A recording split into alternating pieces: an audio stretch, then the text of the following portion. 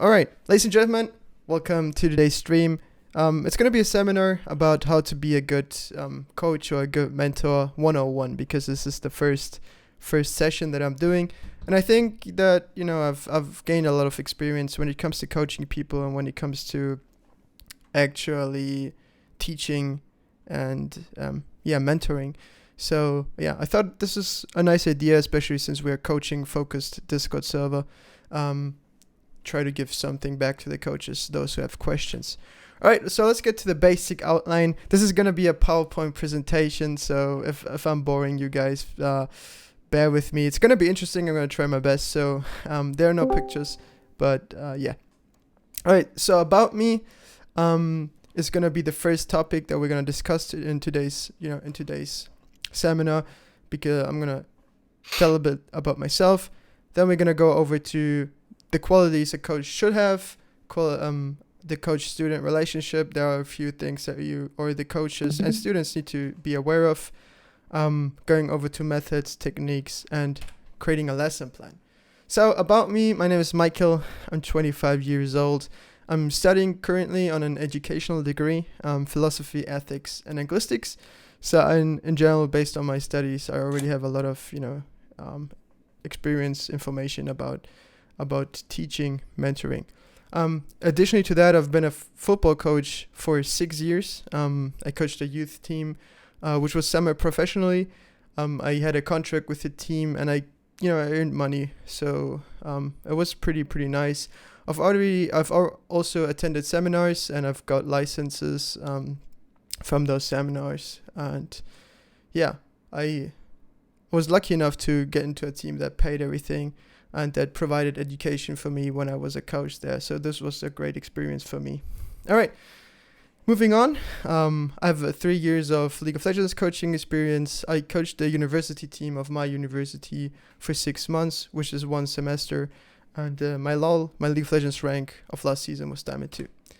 All right, enough of me. Let's get to the qualities of a coach, or of a good coach. What qualities should a coach have? So I think the first and foremost, the most important one is game knowledge. I think that's obvious, but oftentimes people try to become a coach and they're like, yeah, I'm a good observer. But if people don't know much about the game and the current state of the game, then it's kind of tricky. And I think it's important to always be on the same page, always be current and know what new things have come into this game, especially League of Legends always changes. So this is a hard job to do and time consuming, but I think if you're really into this, you should take a lot of time into reading, especially patch notes and everything. All right, next up, I think, is the ability to spot mistakes and explaining what to do differently. So I think, first of all, it's important to be able to see mistakes, to pinpoint them, tell them exactly what they did wrong, but also tell the students, all right, instead of doing this, you should have done it in this way, or you could do it in that way. So always provide an explanation of what they can improve. So I think this is very important. I think this is crucial to being a good coach, being able to explain what they can do better. Logical thinking, the next bullet point. I think this is logical as well. Being able to add a reason to an advice. So if you give a student an advice, you should be able to put a reason behind it. So I think it's throwing advice left and right. It's probably not the best way of coaching people. You always have to explain. So the explaining part is very important, very crucial when it comes to mentoring, when it comes to teaching, when it comes to coaching. All right, being authentic as a coach, I think it's definitely something that you need to be. So this means you should have a high rank, for example, Platinum 1, High Platinum Diamond. So people argue about Platinum and being high ELO. I think high Platinum is fine, Platinum 1, Platinum 2. Diamond definitely should be sufficient. Or having past coaching experience. I mean, there are exceptions to this. There are definitely some really good coaches that have not, or they are not able to get a high rank. I mean, some of them are maybe just too old or are not interested in playing a lot of League of Legends themselves, but they are very observing. They are very into pro play, and they are coaching people in their free time. So I think there are exceptions, but those are very, very, very low. So we have the question here. So do you think a Go player can be a good coach? I think the chances of a goal player to be a very good coach, I think, are fairly low. As I mentioned already, there are exceptions, but I think, League of Legends it's a very difficult game, of course, but if you know the fundamentals, if you know the important stuff, if you are able to teach other people, you should be able to get a high rank yourself. Obviously, there are exceptions, as I mentioned, and some people are just not into playing competitively. So, yeah, I think there are some parts where you have to think about what's important here. All right. Next point, I think conveying knowledge, how you do it, is very important as well. So you can't just go over to a silver player and explain to him that they need to, freeze the wave, slow push, whatever. If they don't know what this means, then this information is not going to be helpful for them. So I think knowing how to convey a message, knowing how to convey knowledge so that non-experts can understand it is very important. So yeah. All right, being enthusiastic about what you're doing, I think, especially here on the Discord server, all the coaches do it for free. So I think like most of you, or 99% of you, are enthusiastic about it. But yeah, I think in general, if you want to coach somebody, you need to be into this. You need to be into what you're doing. So if you're not really liking it, if you don't really love it, I mean, we have this particular example with teachers who don't love their job, so they won't be good teachers naturally. So I think if you love what you're doing, you're going to be okay doing it. All right, next up, we have the coach-student relationship. I like this part a lot because we can see the triangle on the screen. We have the coach on the left-hand side, we have the student on the right, and we have the material on the bottom corner or the bottom side of the triangle. So this triangle is a dynamic triangle or dynamic field, and there's an interaction between those parts. So a coach, student, and material, they all can change, and where you put the focus on can always change depending on the individual and depending on the material that you have.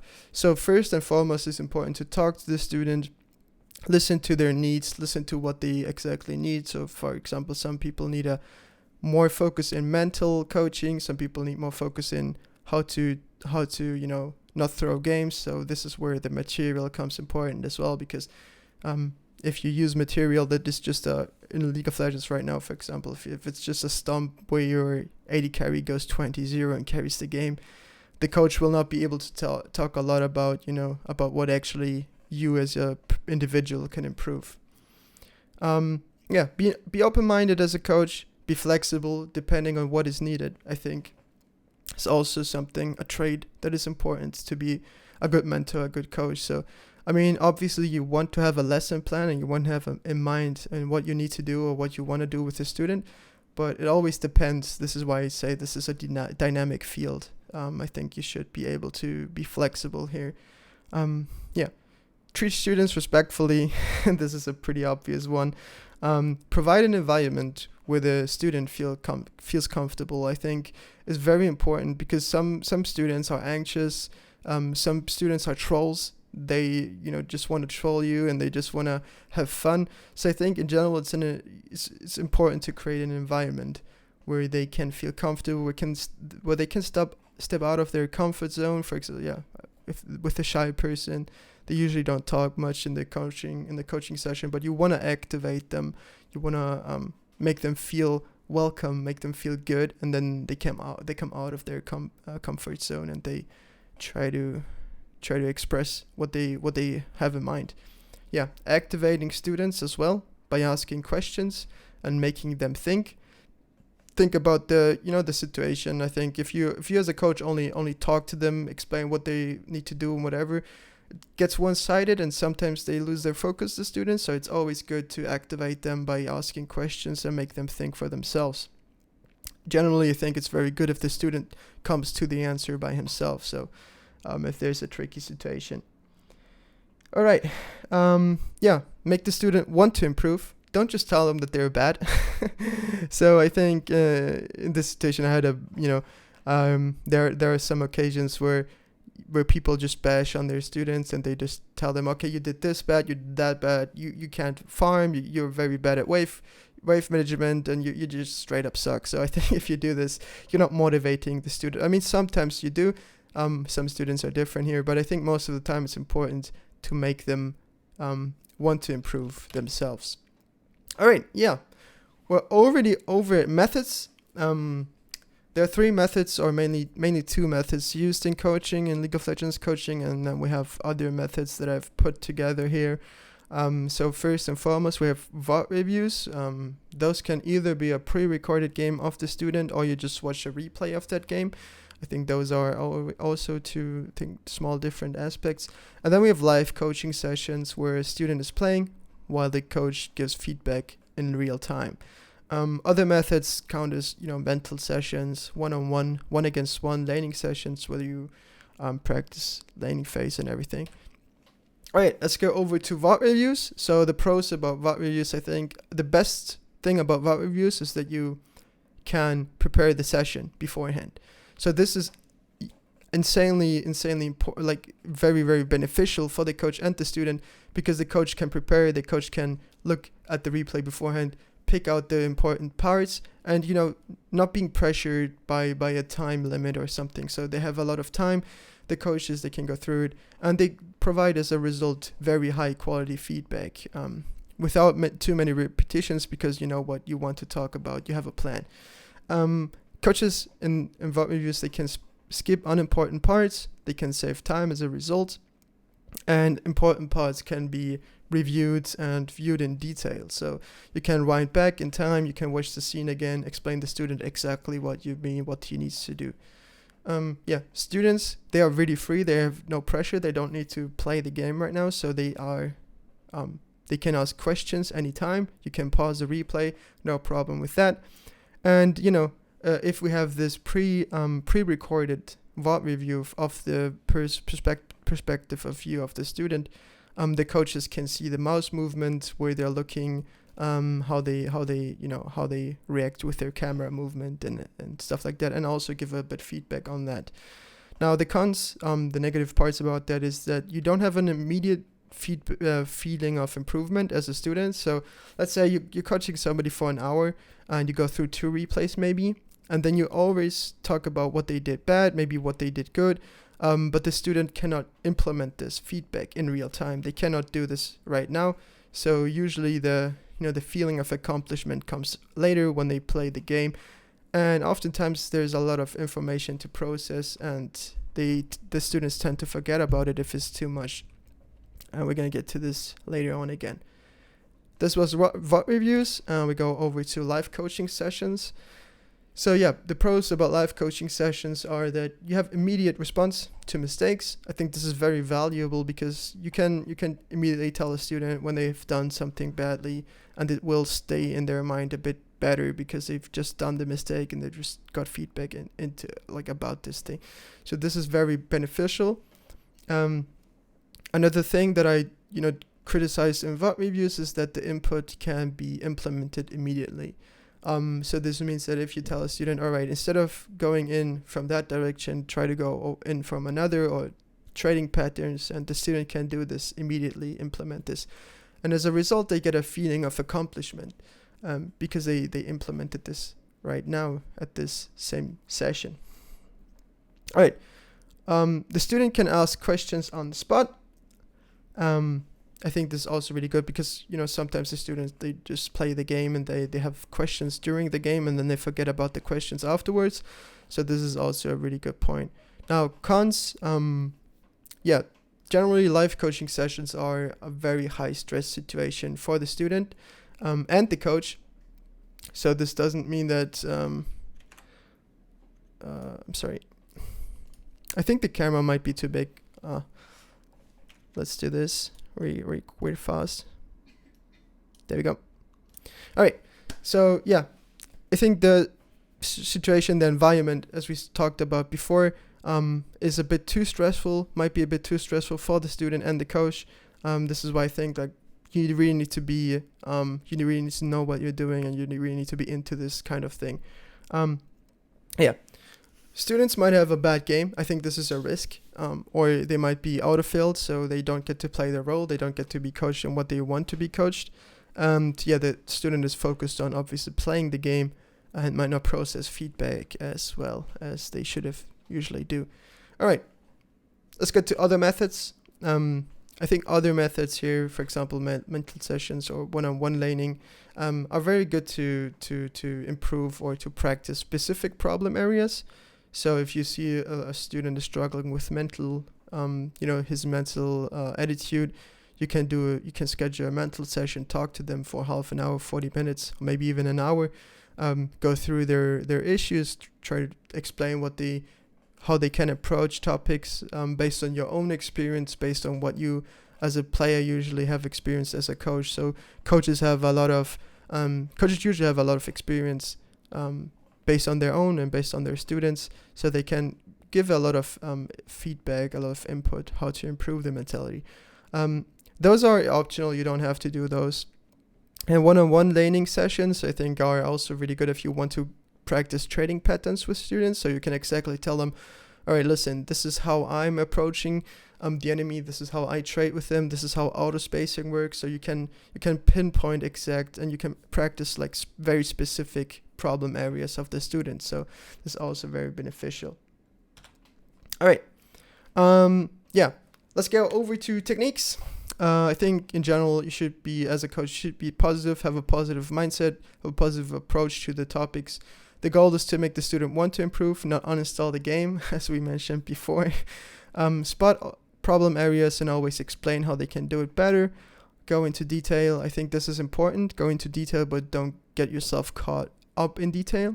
So this means that, during a game, you want to go into detail on some parts of the replay. But if you always go into detail, the session is going to go 3 hours long, and then the student will not be able to focus anymore, right?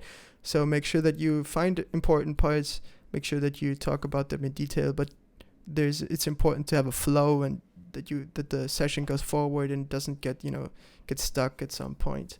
I think that's what's really important as well, is don't repeat yourself too often. It's good to have repetitions. It's good to repeat a problem area and how they can improve it, because then it sticks in their mind. And if they hear it 2 or 3 times, it's gonna be okay, and they're gonna remember it afterwards. But if you explain the same thing over and over and over and over again, as I already said, the coaching session is gonna stale out, and the attention span, the attention of the student is gonna drift away.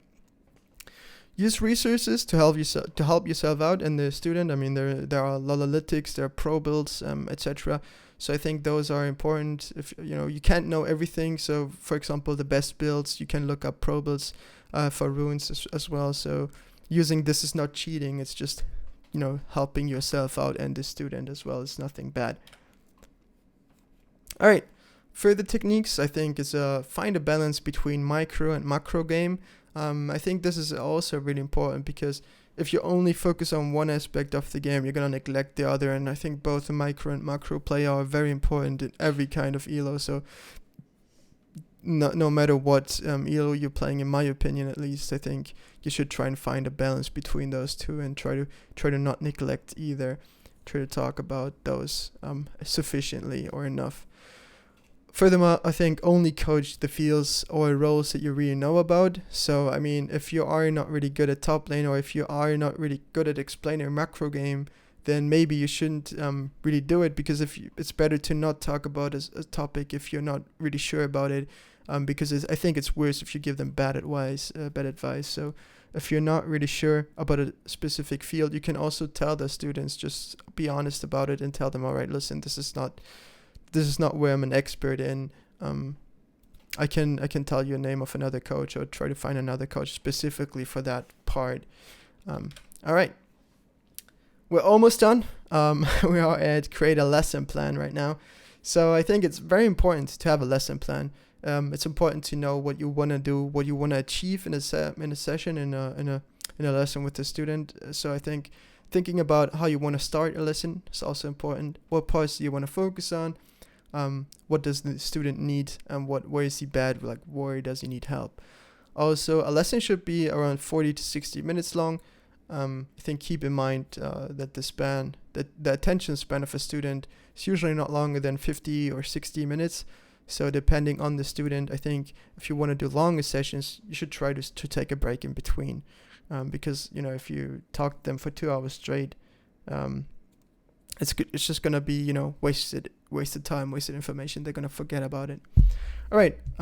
Give the student notes after each session. I think this is also very crucial to a good coaching session. It's important to do that, I think, because they tend to forget about it. As I said, they get a lot of information input, so having an outline and helping them remember what you talked about is very important. Give the student a homework, things they should try and improve on. I think, just having a coaching session is very good as well, but giving them something to do actively, try and improve, is going to motivate them to do it and be better. And also it's just going to help them improve better. All right. I think this was it. Yeah, we're through. All right, guys. Woof. All right. This was the presentation about, now I can have my camera here. This is what you're all here for, right? My face. All right. Yeah, now we can maybe answer questions and talk about topics that you guys have in mind. Let me see the chat here. Yeah, sorry that I didn't focus on the chat here. I think this, for me, it was important to get this done. Talk about the topics that I wanted to talk about, and then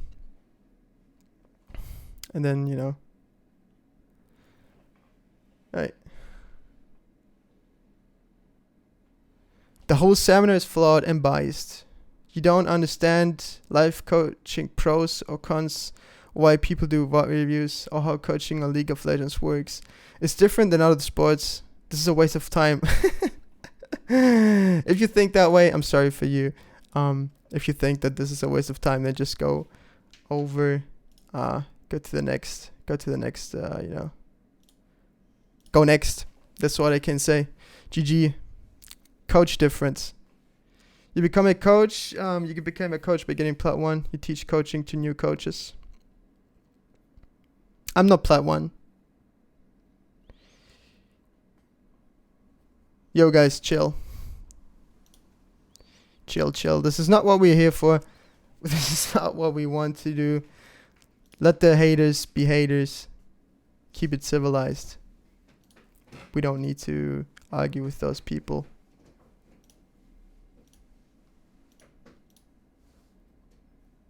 So yeah.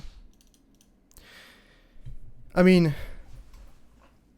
it's always there's always a difference, I think, about a high elo. I think that elo at some point is not important anymore. I think that if you once you reach a certain amount of a certain elo, I think, then obviously you can still improve as a player, but you can improve so much as a coach, just by trying to think constantly about what you can do better, what the players can do better, what else you can coach, what techniques you can use, how you can approach issues. Yeah, you can speak in voice chat for questions right now. The slides will be public as well. All right, yeah. Archangel. Can you hear me? Yeah.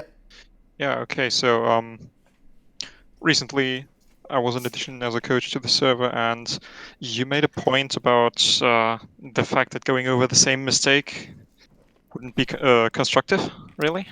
I think it depends on the extent of doing this. In general, I think it's good to go over a mistake more often, especially if they're doing it often. If there's a mistake that you spot that the student does often, it's good to point it out multiple times. But just for example, if you go through a mechanical mistake that a student did and you talk about it 5 times, I think that's a bit too much. You always need to make the distinction here, because they can't change too much about it. And if you just say, okay, this was bad, and you say this 5 times, I think it's a bit. Okay, yeah, but that really ties into how you basically go about with criticism with your students. So I'll try to give an example, I think. Yeah. Every single coaching session I have done so far, it has practically been only for the first 10 minutes of the game, really just focusing down on laning phase. And really, it's not about the micro.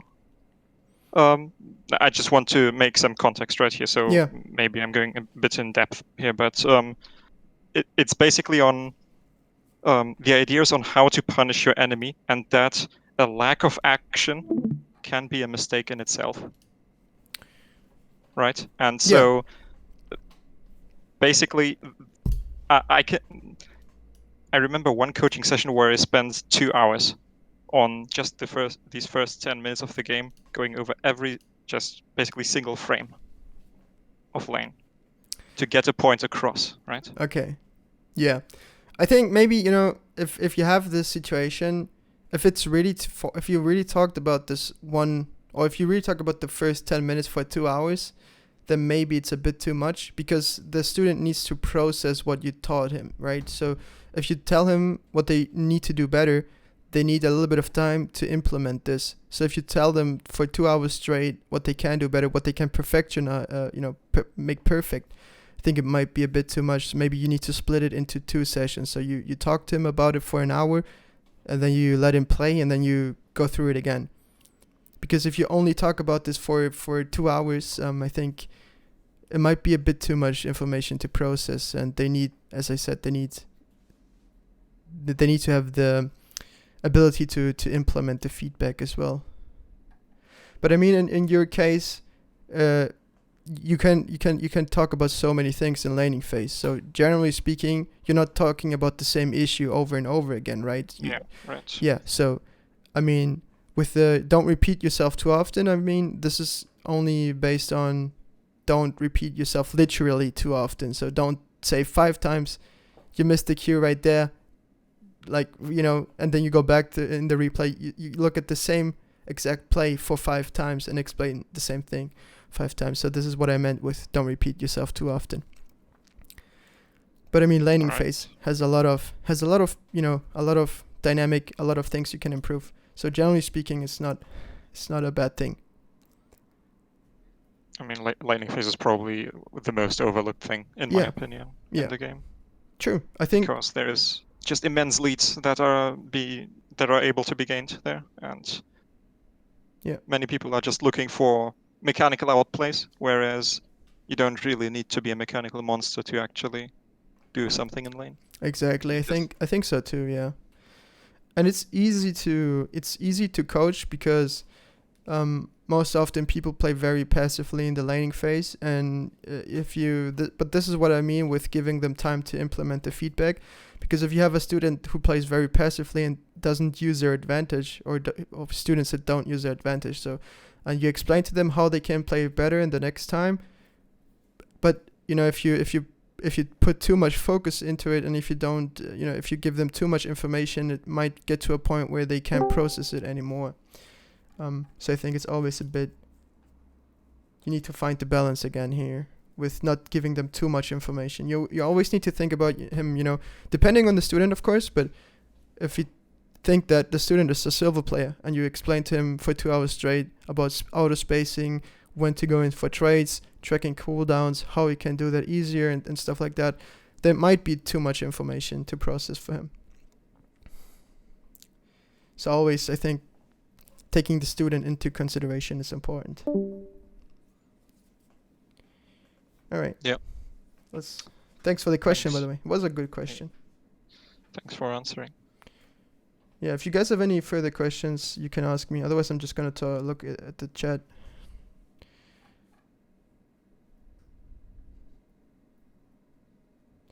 Any advice on trying to improve to get plat as an iron player?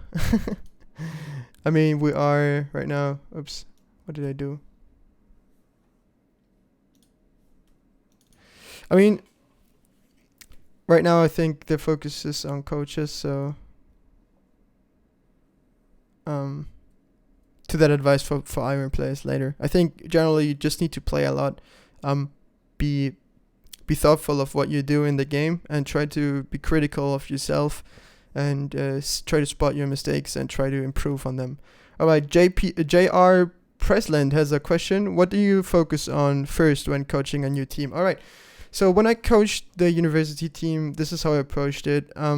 Not saying this is perfect, this is just how I did it. So at first I looked at every player individually before I started the coaching session with them. So I looked at every player's op.gg link, looked at their player pool, and then we had a So once I had a rough idea of what they're playing and what they want to do, what their game plan is, we had a discussion all together with them, and then I just talked to them. I was honest. I talked to them. I said, yeah, listen, we can do it in a few ways, because when you coach a team, it's not about trying to pinpoint individual mistakes. It's more about trying to lead them, give them guidance when it comes to macro play.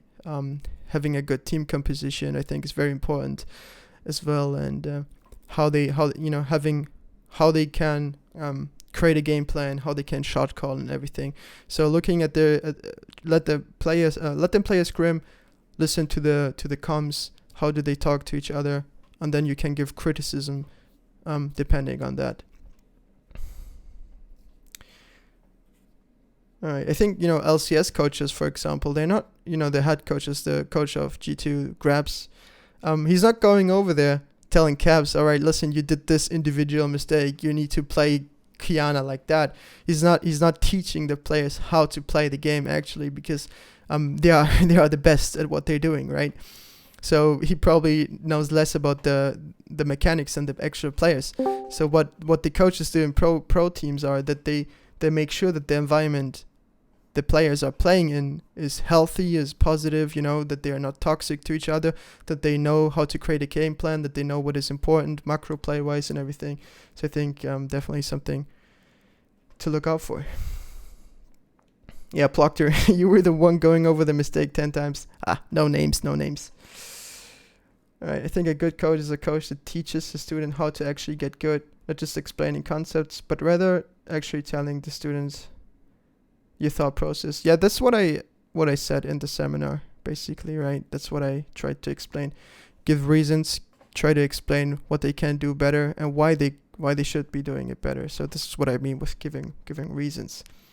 Make the student think for himself, right? It's not, you shouldn't be there playing chess basically with the student, but you should be there to support them, give them guidance, how they can improve themselves in the future, how they can become better players by themselves, ideally without needing a coach anymore. But of course, this is a dream, right? It's not gonna really happen. What do you recommend when you get 2 or 3 DMs for coaching literally every day? I know that many new players joined, but do I just tell them to ask another coach or what to do? I mean, just be honest. If you don't have time for them, just say, hey, I'm sorry, I can't coach you right now. I'm booked or I'm busy. I don't know. Just be honest. I think honesty is just a good point. Coaching can give students a game plan, and he applies it every game until he hits a level where they just outmatch because he hasn't actually developed any skills. He just taught him a static game plan. Yeah, but I mean, this is not what a coach should do, right? A coach shouldn't be teaching a student a game plan. A coach should convey game knowledge and explain why they need to do things better. So you don't go to a student and you tell them, all right, listen, you need to push bot lane, the turret. Talking about rotations, you don't go to the student and you say, if you are playing top lane, all right, you got the top lane tier 1 turret, now you need to go bot lane. This is not what you should be doing as a coach. This is what I said. You need to give reasoning. Why do they need to go bot lane? Why do they need to push their bot lane tier 1 turret? And then you can explain. You can tell them, all right, you need to create a lead for your team. You need to apply pressure globally on the map. Take objectives that you can, take down. Once your top lane tier 1 turret is down, you need to rotate, go bot lane maybe, or not even you need to rotate, but you need to find other ways of creating a further lead. And staying top lane is just gonna create an island, and you won't be, it's not easy to take down the top lane tier 2 turret. So you need to think about other objectives that you can take down. This is why you should ask questions to the student. You can ask them, all right, what's the best objective that you can take, and maybe tell me why. So teaching the student to think for themselves, teaching the student to know the answers, not to know the answers, to realize what the correct move would be on their own. This is the perfect scenario, and this is, I think, what coaches should be doing. Like, coaches are not there to give you a layout. Okay, here's how you play the game. Do it and you reach platinum. This is not what coaches should be doing. And I don't think that I advocated this today. I think I was very clear with giving the right advice, giving reason, giving the right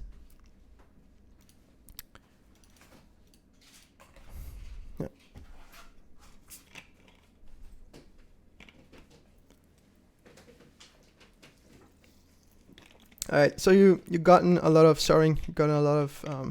sessions where coaches just tell you what you need to do.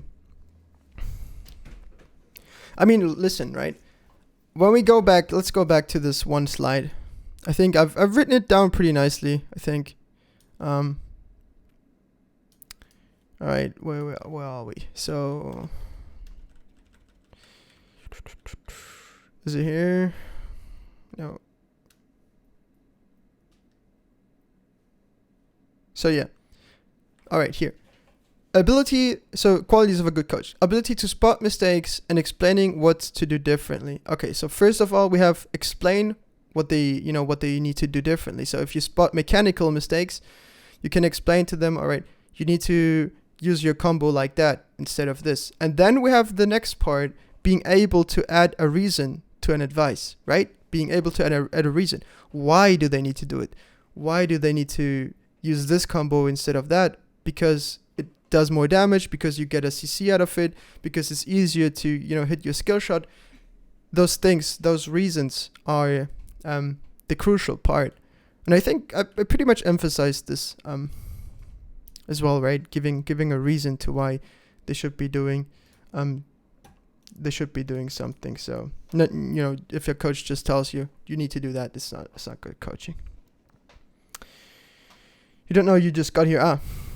Okay. Oh yeah, you're just giving coaching, your take on coaching in general. All right, man, no problem. Okay. All right, do we have any other questions in the chat?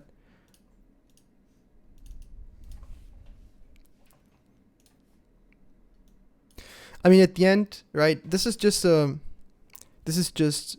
the end. It's just my opinion. It's not, it's not proven. I mean, it is kind of if you are honest, it is proven that a few approaches to coaching or to teaching in general are more productive or more how can you say that, for the students, easier to understand and easier to become a part of and for them to improve. So there are studies, and I've had these things in my studies as well. And then you can always argue that teaching English or teaching philosophy or teaching football is not the same as League of Legends. But I mean, there are fundamentals, and I'm talking about fundamentals as well, right? So at the end, every coach is an individual. So we can see this here in this slide. Where are we here, right? So this is the slide where I explain that this is a dynamic field, and that every coach is an individual, and that every coach approaches things differently, and they don't have to do it this way. You don't have to do it anyway. As long as you have your own idea, and as long as you are authentic, and as long as you are original, and as long as you are really into what you're doing, and as long as you take the student into consideration and the material, I think there are definitely other ways of teaching. I'm not saying that this is this is the best thing to do. How do you tell the difference between a bad or a good coach? Well, I mean, we talked about it. I think at the end it comes down to how knowledgeable the coaches are, definitely. So if they actually know what they're talking about is one criteria.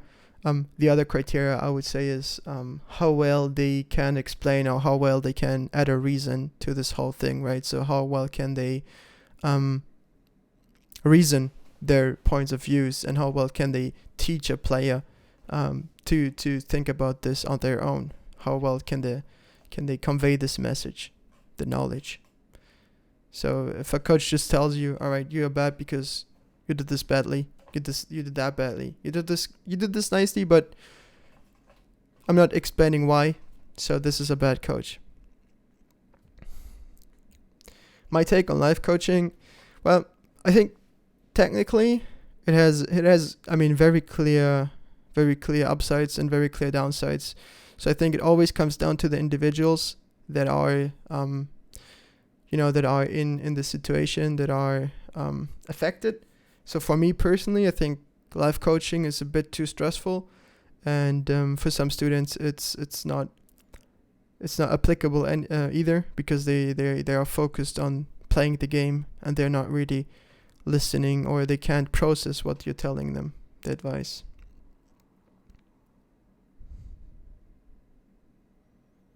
All right. Yeah, giving students the right mindset to go forward with is definitely something that a good coach should try to do. All right, ladies and gentlemen, thank you so much for being here. Thanks to the coaches, Pinkau and Plokter, Don't Know, and Archangel for being in this voice chat with me. If you guys have any questions, tell me what questions you have. Otherwise, I think we can call it a day. It was very fun to do. 45 minutes, right at the attention span limit. So we have to stop it right here, take a break. Otherwise, all the information is going to go to waste. All right. Yeah, the VOD will be available on this Twitch channel. I will also upload it on YouTube. The slides will be available as well. I'll post them on the Discord server. And yeah, if you're new, if you want to join the Discord server. Jay, how long did it take you to reach Jayb0ne?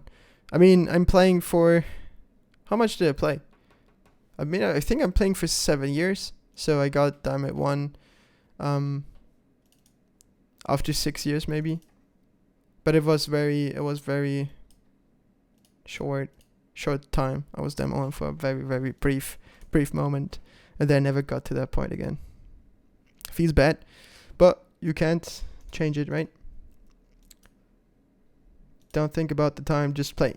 Yeah, I mean, at the end it comes down to how much effort you put into League of Legends and how much you want to improve, right? So for me, it was never, like, I had the period of time where I really wanted to get good at the game, where I tried to get master, where I tried to get into a semi-professional team. But after a while, I noticed that, this is, for me, it's too much. It burns me out. And after this, League of Legends only became a thing, a hobby for enjoyment. And not for doing this professionally or semi-professionally. So I think if you have a good plan, if you have a good structure, if you don't play on autopilot, and if you think about, if you're focused when you're playing, if you're thinking about, okay, what can you do next in every game, if you're there with your mind, if you're awake, basically, I think you can do a lot by that alone. So don't play when you're tired, don't play when you're tilted, don't play when you're exhausted, when you notice that you're kind of dizzy in your brain. Exercise, physical exercise, I think, mental health, very important for becoming a better player, but having a good life as well, right? So I think kind of goes hand in hand. If you have a balanced life where you do physical exercise, you're going to be more likely to be successful in League of Legends as well. I think people neglect that part. Pro teams actually put a lot of focus on sleep as well. Sleep is super important. All right. With that being said, thank you guys so much for being around. I hope you guys had an informative time with me. Yeah, if you have any feedback, you can let me know. I'm Jayb0ne in the Discord server. I'm the owner. And yeah, bye-bye, guys. Thanks a lot. See ya.